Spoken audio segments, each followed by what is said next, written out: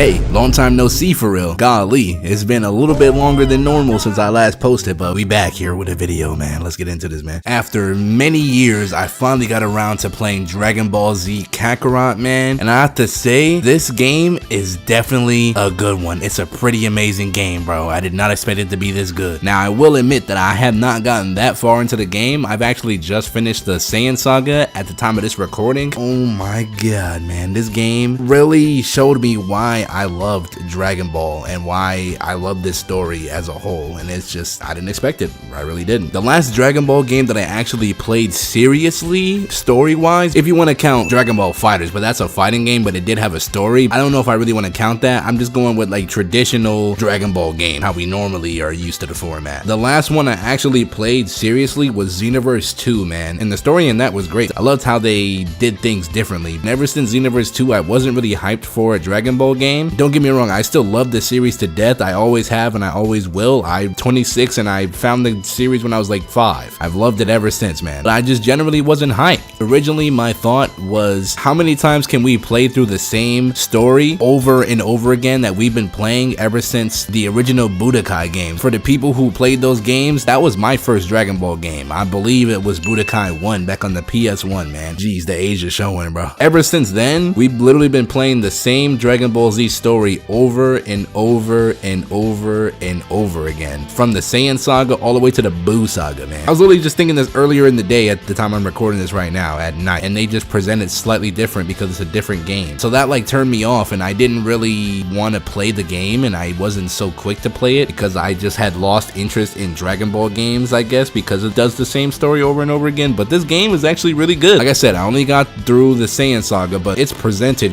great. One of the first things that I noticed right off the bat whenever I played the game, they added extra insight on the events leading up to the main story, what the characters are doing before and after the main story, the main battles that took place in the series that they're depicting in these games. And they add interactions at the very beginning of the game. They introduce you to Gohan as a kid. They show Goku with them. They show you going out and fishing and being in the wilderness and collecting food for Chi-Chi to cook for home before Goku introduces Gohan to the rest of the gang at Kame House. The beginning of Z just started off with Goku introducing Gohan to everybody, so it just showed this little insight of what they were doing before they actually did that. I thought that was really cool. Another thing that I thought was really cool was they have the original music from the Japanese version of the show with Dragon Ball Z. I don't really know any Dragon Ball games up until this point that had the original Z music in there. It really adds to the experience to make it seem like you're actually playing the show. There's so much more immersion. And to piggyback off of how I was talking about playing the same story, they took what we've seen a million times and made it look